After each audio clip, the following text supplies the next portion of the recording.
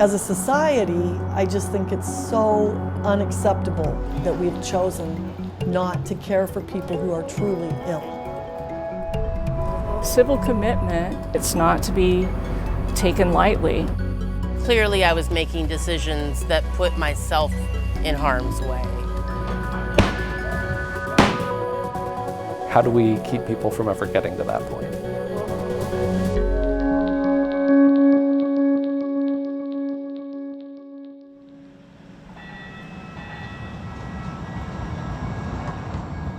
On May 24th, dozens of Portland police officers rushed to the MAX stop at Cascade Station, not far from the Portland International Airport. Investigators would later explain how a man named Marcus Tate took 2 people hostage on the MAX train, armed with a knife and a barbecue skewer. After a standoff and negotiations with Tate, a special police unit fired 2 flashbang grenades, stunning Tate before taking him into custody and rescuing the hostages. Tate pleaded not guilty to multiple felony charges. But there's more to that story. Police officers had stopped Tate just the night before. They said he had a physical altercation with officers during an apparent mental health crisis. Officers took Tate to the hospital for a mental health evaluation. Then he was released the very next morning, just hours before the incident on the MAX train. Tate's situation is far from unique, and it highlights a mental health system with frustrating gaps, especially when someone needs urgent mental health care and refuses to voluntarily seek help. KGW analyzed court and government records.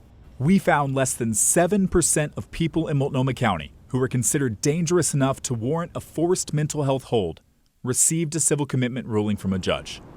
Police also report that hundreds of times each year, they take someone to a hospital for mental health care only to later encounter them again, experiencing another apparent mental health crisis. To get the person to the hospital and then to learn that they were released right away, it's also kind of underscores that the system is imperfect. When a person refuses mental health care, doctors and evaluators are left with a tough question. The investigator's not determining whether or not they need treatment, but whether or not we can force that person to get the treatment that's recommended. Kathy Shoemate leads a team of behavioral health workers in Multnomah County. They're charged with investigating severe cases of mental illness to see if civil commitment is recommended or justified. And the idea is that if you're experiencing severe symptoms of your mental illness, then your judgment about your behavior and what you need to do is impaired. Were it not impaired, you might make different choices.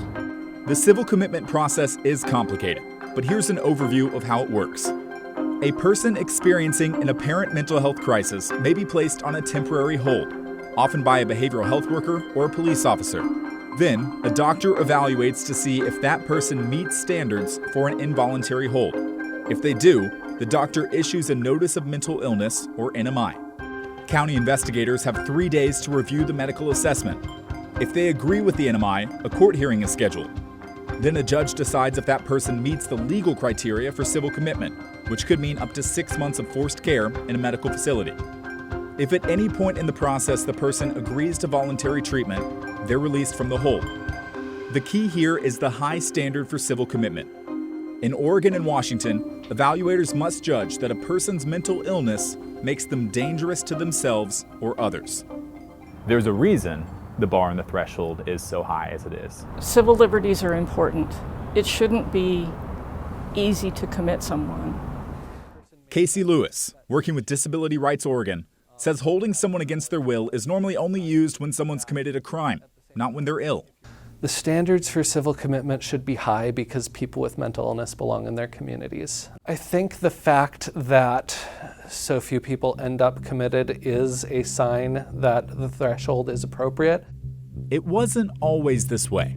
Current standards are reflective of a decades-long shift away from state institutionalism for mental health treatment. In 1963, President John F. Kennedy introduced and signed the Community Mental Health Act into law. He said people with mental illness must not be alien to our affections and apart from our community. Our chief aim is to get people out of state custodial institutions and back into their communities and homes without hardship or danger. A year earlier, Ken Kesey's novel One Flew Over the Cuckoo's Nest was published, criticizing mental health treatment. The book was set in an Oregon psychiatric hospital. Over the decades to come, states adopted new civil commitment laws and shifted responsibility from state hospitals to counties.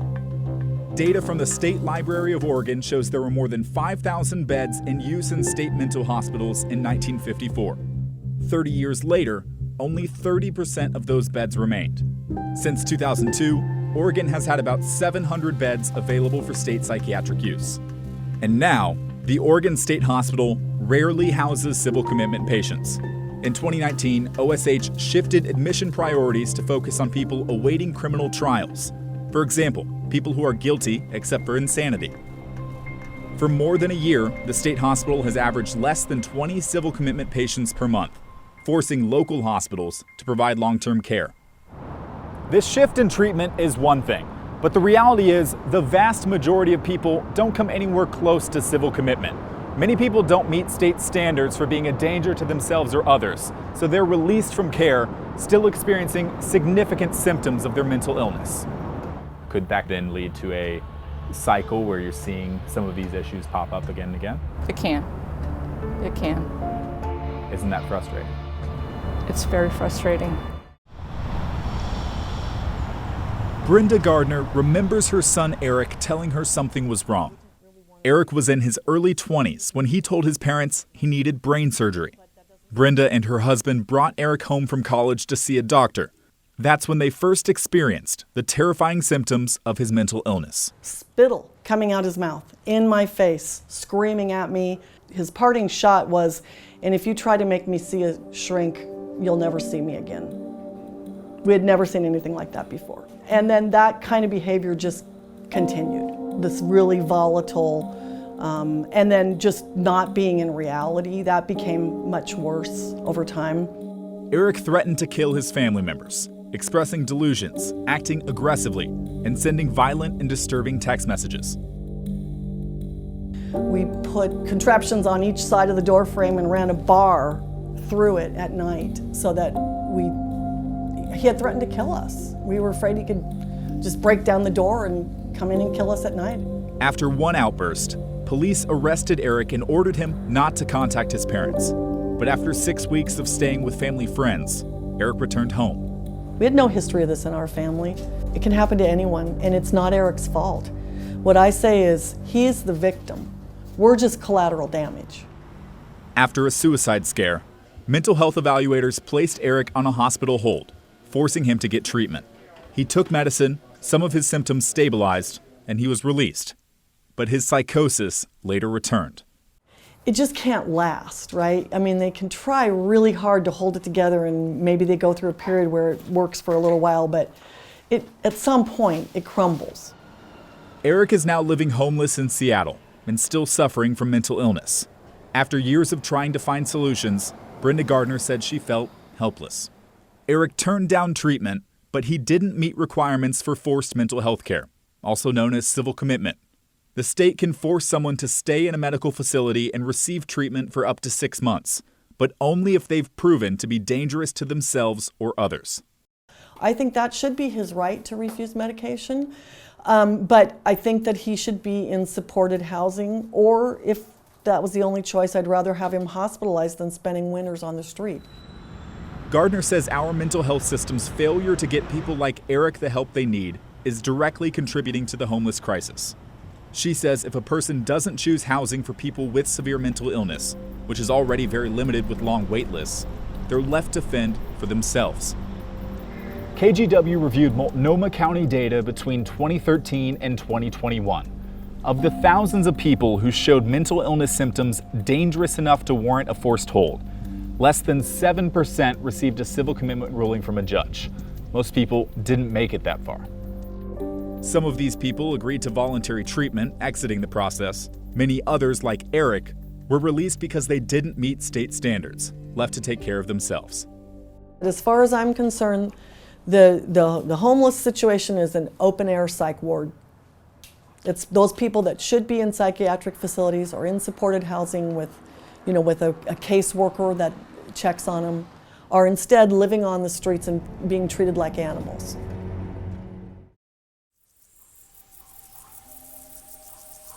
It's August 2020. A man diagnosed with bipolar disorder leaves his house in St. Paul, Oregon. He starts a 30-mile walk to Portland, saying he's on a mission to resolve protests in the city. Earlier, he covered himself in bleach and household chemicals, saying the government was exposing him to radiation, according to his brother. This man's erratic and delusional behaviors are laid out in an Oregon Court of Appeals case. His story gives us a glimpse at the process when the state tries to force someone into mental health treatment, what's known as civil commitment. It was this case and the current legal standard that prompted Judge Stephen Powers to comment on the civil commitment process, acknowledging issues with our current system and how this cycle may not help people with severe mental illness. Powers wrote, "Maintaining a high bar for civil commitments may have the unintended consequence of failing to address mental illness before similar conduct leads to criminal charges and, consequently, the person's entry into the criminal justice system." Kathy Shumate leads a team of investigators in Multnomah County. She says civil commitment should be a last resort, but it may be time for everyone to ask, is the bar where it should be? This is such an important law and such an important process that impacts people's lives so significantly that I think to let it sit idle in the statutes doesn't serve us well. It doesn't serve our community well, and I don't think it serves people who are living with mental illness well. Our KGW investigation found about 90% of people taken to a Multnomah County hospital on a forced mental health hold were released within 5 days, before a judge could rule on any civil commitment. Portland Police Lieutenant Chris Burley says officers feel frustrated, perpetuating a cycle of taking someone to a hospital for mental health treatment, only to later find them in crisis again. I do think as a community we need to come together and say, as a state, are we comfortable with where it's at right now? Burley says people with severe mental illness can be released because their illness stabilizes in the hospital, only to deteriorate again on their own. But I think it is telling, like, they got a bed, they got meals, they have a roof over their head. Treatment. Some treatment. For some folks, that's what they need. So why would we stop providing that? But Casey Lewis with Disability Rights Oregon says not so fast. He admits there are gaps in the civil commitment system, but says focusing on the law is misguided. So I think rather than looking at the standard for civil commitment, really the thing that would make the biggest difference for people with mental illness and for the community would be to say, how do we keep people from ever getting to that point? Lewis says the bar is high to protect individual rights, and so few people are civilly committed because mental health workers rightfully encourage any other option first, like voluntary treatment. Instead, Lewis says we need to do a better job of caring for people when they're released from a mental health hold. We need to be having more resources available in the community, more placements for people who maybe need wraparound services, who need more supportive housing, who need medication management, things like that. What can we do if the individual's buy-in isn't there, if it's not voluntarily something that they will accept or seek out? 9 times out of 10, if you are able to sort of spend more time with a person with mental illness, really understand what they need, there are ways to connect them with those resources, even if they are initially reluctant. You can build that trust, and you can build the relationship that it really takes to do that.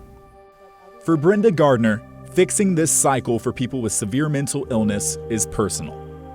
She and her husband spent years trying to find help for their son Eric, who experienced violent thoughts and delusions.